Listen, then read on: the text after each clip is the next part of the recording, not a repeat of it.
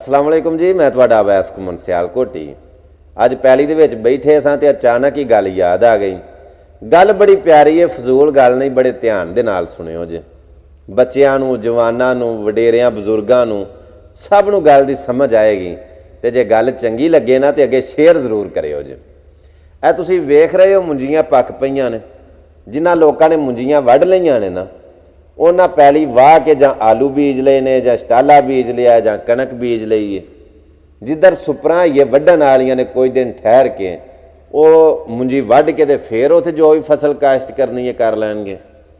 गल इस तरह में कि जदों जिहड़े जट ने कणक बीजी है, मिसाल के तौर पर उन्हें पैली वाही है, विच बड़ा सोहना बी लिया के ना कणक दा ते इह इंज छट्टा दिता, वो दाने खिलार छड़े, उत्ते फिर हल चलाया, दाने का कुछ रहा नहीं रहा, उत्ते फिर उन्हें हल चलाया।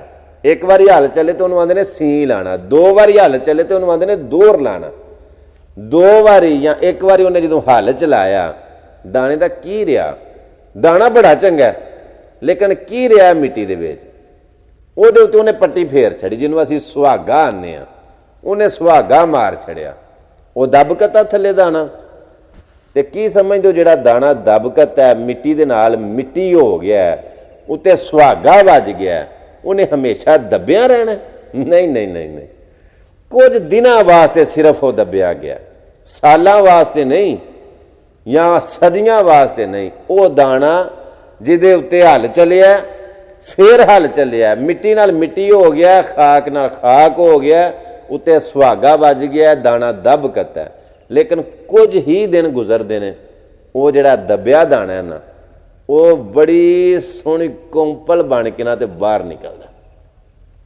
फिर महीने बाद उसकी रुत कुछ होर हुंदी, 2 महीनों बाद उसकी रुत कुछ होर हुंदी, 4 महीनों बाद, 6 महीनों बाद उहदे उत्ते फिर सुट्टिया एक दाना हुंदा, उहदे उत्ते फिर कई दाने लगदे ने। मैं नौजवानों नूं इह कहना चाहना कि तुसीं चाहते हो ना कि सानू मतलब रंग लगन, सानू कामयाबियां मिलन, तो यार एक बारी मिट्टी नाल मिट्टी होना पैना, एक बारी खाक नाल खाक होना पैना, एक बारी तुहानू सुहागे दे थल्लियों दी लंघना पैना, तुहाडे उत्तों दी सुहागा लंघे, खाक नाल खाक होवो, मिट्टी नाल मिट्टी होवो, ते सदियां नहीं, बड़े साल नहीं। वो 12 साली ते रब रूड़ी दी भी सुन लैंदा है, आ पंजाबी दी कहावत बोली जाती है ना। तो कुछ टाइम ही गुजरेगा कि इंशाअल्लाह तुहाडी कामयाबी यानी तुहाडी मेहनत जिहड़ी वो रंग लियाए दी। यार ए वेख रहे हो ना तुसीं, ए मुंजी दी फसल जिहड़ी है, ए एक तीला लाया है, उत्ते किन्ने दाने लगे ने, मुंजर तुसीं वेख रहे हो किन्ने दाने लगे ने।